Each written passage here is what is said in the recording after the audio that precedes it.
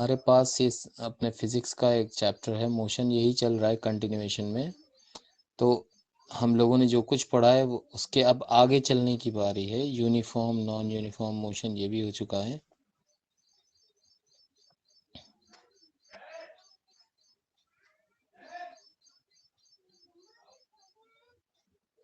Rate of change of motion यानी acceleration, इस चीज़ को मुझे आपको बेहतर तरीके से समझाना है ताकि आपको ये बात बिल्कुल अच्छे से समझ में आ जाए और आसानी पैदा हो। हाँ, वो यहाँ पर देखिए शुरुआत,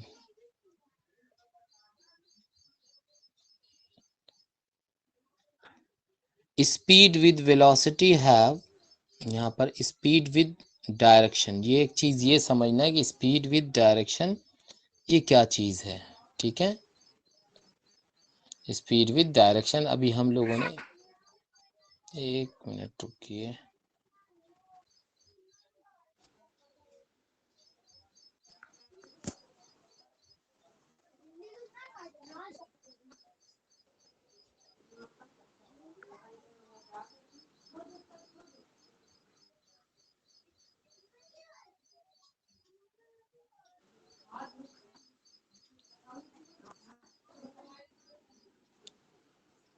ये टॉपिक है आज का हमारा, स्पीड विद डायरेक्शन।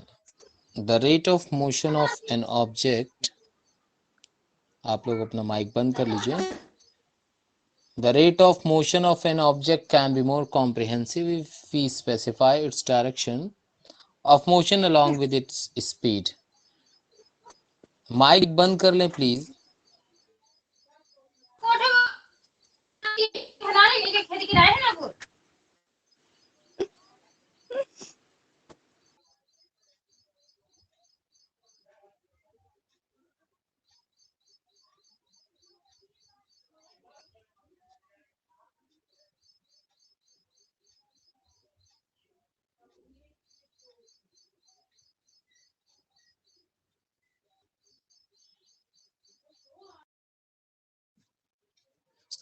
हमें जो अभी टॉपिक कवर करना है वो स्पीड विद डायरेक्शन। जो मोशन का रेट है यानी पर सेकेंड या पर आवर कितनी कोई चीज़ कितनी दूरी तय करती है, ये और समझने में हमें आसानी हो सकती है अगर हमें ये भी पता हो कि वो किस डायरेक्शन में मोशन कर रही है। मतलब स्पीड के साथ साथ ये भी पता हो कि किस दिशा में वो चल रही है। ये जो क्वांटिटी जो स्पेसिफाई करती है ये दोनों चीज़ों को, कौन सी, डायरेक्शन भी और स्पीड भी, इसको हम कहते हैं वेलोसिटी। वेलोसिटी क्या है? Velocity is the speed of an object moving in a definite direction. एक खास डायरेक्शन में अगर कोई ऑब्जेक्ट मूव करता है, ठीक है, किसी एक खास स्पीड से, तो हम बोलेंगे कि ये उसकी वेलोसिटी है। जो वेलोसिटी है ऑब्जेक्ट की, ये यूनिफॉर्म भी हो सकती है और वेरिएबल भी हो सकती है। अगर कोई चीज़ इक्वल इंटरवल ऑफ टाइम में बराबर दूरियां किसी खास डायरेक्शन में तय करे तो हम कहेंगे उसके अंदर यूनिफॉर्म वेलोसिटी है। और अगर अलग अलग दूरियां तय करे तो फिर हम कहेंगे इसकी वेलोसिटी वेरिएबल है। जैसे when an object is moving along a straight line at a variable speed, we can express the magnitude of its rate of change in terms of average velocity। हाँ, अब एक चीज ये समझ लिए कि कोई चीज एक खास पर्टिकुलर डायरेक्शन में सीधे चल रही स्ट्रेट लाइन में और अलग अलग वेलोसिटी से चल रही है, तो हम इसको जब ओवरऑल बताएंगे तो हम एवरेज वेलोसिटी लेंगे। एवरेज वेलोसिटी का फॉर्मूला है initial velocity plus final velocity, और उसको आप 2 से डिवाइड कर दीजिए तो एवरेज वेलोसिटी आ जाएगा।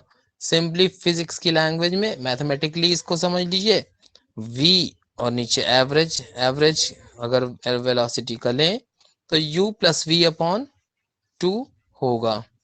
ठीक है, और स्पीड और वेलोसिटी दोनों की सेम यूनिट्स होती हैं, मीटर पर सेकेंड। ठीक है, अब आगे थोड़ा सा चलते हैं।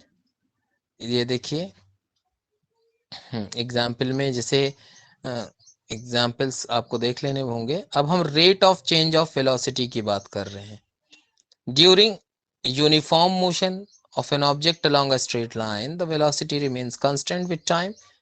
हाँ, जब कभी यूनिफॉर्म मोशन होता है, एक सीधी लाइन पर कोई चीज सीधे बराबर की वेलोसिटी से चलती है, ठीक है, वेलोसिटी बदलती नहीं है, ठीक है, टाइम के साथ, तो हम ये कहते हैं कि rate of change of velocity, velocity में चेंज जो है किसी भी टाइम इंटरवल पे जीरो है।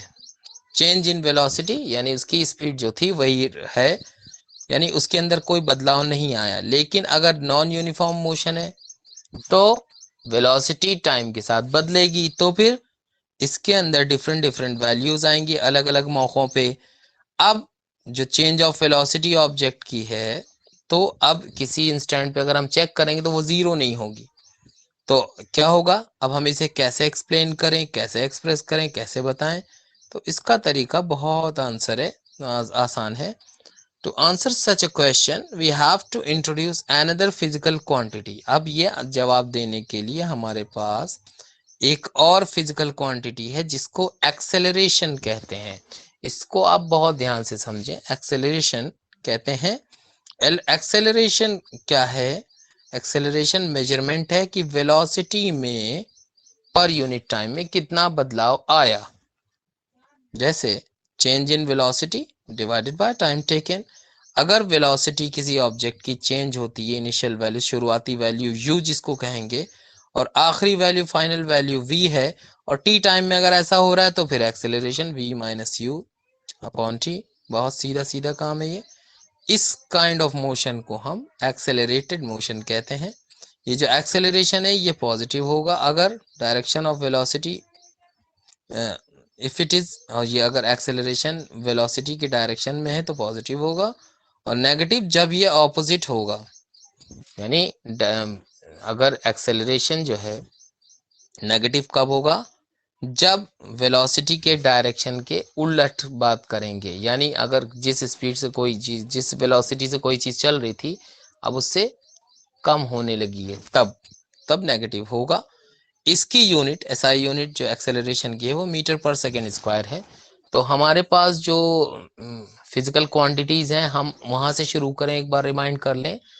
डिस्टेंस से दो ऑब्जेक्ट्स के बीच की दूरी डिस्टेंस कहलाती है।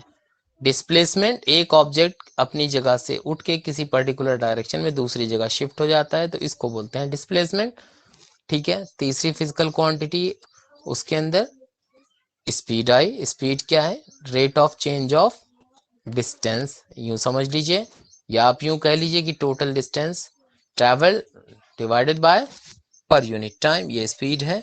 अब हम बात करेंगे डिस्प्लेसमेंट की। तो डिस्प्लेसमेंट, अगर पर्टिकुलर डायरेक्शन में एक बॉडी अपनी जगह से किसी एक डायरेक्शन में चलती है, ठीक है, और कुछ टाइम लेती है, हर इक्वल इंटरवल ऑफ टाइम में चलेगी, तो यूनिफॉर्म वेलोसिटी। यानी वेलोसिटी और यूनिफॉर्म वेलोसिटी, वेरिएबल वेलोसिटी, ये तीन चीजें। इसी तरह मोशन भी, डिस्टेंस अगर इक्वल इंटरवल ऑफ टाइम में इक्वल डिस्टेंसेस तय किए जाएंगे तो हम बोलेंगे कि यूनिफॉर्म मोशन है। नॉन यूनिफॉर्म मोशन कब होगा? जब अनइक्वल डिस्टेंसेस तय किए जाएं इक्वल इंटरवल ऑफ टाइम में। ठीक उसी तरह equal displacement per unit time में हो रहा है तो हम बोलेंगे कि यूनिफॉर्म वेलोसिटी है, और अनइक्वल डिस्प्लेसमेंट हो रहा है पर यूनिट टाइम में तो हम बोलेंगे कि नॉन यूनिफॉर्म वेलोसिटी है। और एक्सेलरेशन क्या है? रेट ऑफ चेंज, यानी शुरुआती वेलोसिटी क्या थी और आखिरी वेलोसिटी क्या थी, इन दोनों को टाइम के साथ डिवाइड कर दें तो हमारे पास एक नई फिजिकल क्वांटिटी जिसको एक्सेलरेशन कहते हैं वो आ जाती है। तो एक्सेलरेशन भी यहाँ पर यूनिफॉर्म और नॉन यूनिफॉर्म हो सकता है, ठीक है। जैसे कि मोशन, फ्री फॉलिंग बॉडी, ऊपर से कोई चीज नीचे गिर रही है तो यूनिफॉर्मली एक्सेलरेटेड मोशन कहलाएगा। दूसरी तरफ कोई ऑब्जेक्ट जो ट्रेवल कर रहा है अलग, यानी नॉन यूनिफॉर्म एक्सेलरेशन में, अगर इसकी वेलोसिटी बदल रही है नॉन यूनिफॉर्म रेट से, अलग अलग रेट से बदल रही है, अलग अलग टाइम पे अलग अलग हो रही है। For example, if a car travelling along a straight road increases its speed by unequal amount in equal interval of time, तो फिर कार की स्पीड को हम कहेंगे नॉन यूनिफॉर्म एक्सेलरेशन में है वो। अब देखिए इसका एक एग्जाम्पल यूं समझ लीजिए। हम अपनी डेली जिंदगी में इन सब इस तरह के मोशन से, रेंज ऑफ मोशंस में जो हमारी जिंदगी में सामने आते हैं वो कई एक है। पहला acceleration is in the direction of motion और दूसरा acceleration is against the direction of motion. दो। तीसरी चीज एक्सेलरेशन यूनिफॉर्म है और नॉन यूनिफॉर्म है। तो मतलब एक्सेलरेशन की जिस तरफ कोई चीज चल रही है उसी तरफ वो अपनी स्पीड बढ़ाती जा रही है, तो acceleration is in the direction of motion. और अगर स्पीड अपनी घटा रही है यानी वेलोसिटी घटा रही है तो acceleration against the direction of motion होता है। अब देखिए स्टेशनरी पोजीशन से एक कोई लड़का है राहुल, वो चलना शुरू करते हैं। मान लीजिए अपनी बाइसिकल को पैडल करता है, ठीक है, और एक वेलोसिटी शुरुआत में वो 0 मीटर पर सेकेंड से चला था और उसको 6 मीटर पर सेकेंड की वेलोसिटी 30 सेकेंड में मिल जाती है। तब वो ब्रेक अप्लाई करता है तो वेलोसिटी जो है वो 4 मीटर पर सेकेंड तक आ जाती है नेक्स्ट 5 सेकेंड में। अब हमें एक्सेलरेशन पता करना है दोनों केसेस में। तो फर्स्ट केस में इनिशियल वेलोसिटी 0 थी, final velocity 6 metre per second हुई, टाइम 30 सेकेंड है। Equation A equals to V minus U upon T अगर यूज करेंगे तो आपको 6 माइनस 0 डिवाइडेड बाय 30 तो 0.2 मीटर पर सेकेंड स्क्वायर ये एक्सेलरेशन मिला। दूसरे केस में u equals to 6 metre per second और v equals to 4 metre per second, time लगा 5 सेकेंड। तो आपने दोनों को माइनस करके 5 से डिवाइड किया तो 0.4 minus 0.4 metre per second square. Minus इसलिए इसको ब्रेक लगा के रोकना पड़ा, ठीक है, यूं समझिए। तो एक्सेलरेशन बाइसिकल का फर्स्ट केस में 0.2 मीटर पर सेकेंड स्क्वायर था और सेकेंड केस में वो घट करके 0.4 मीटर पर सेकेंड स्क्वायर रह गया, ठीक है।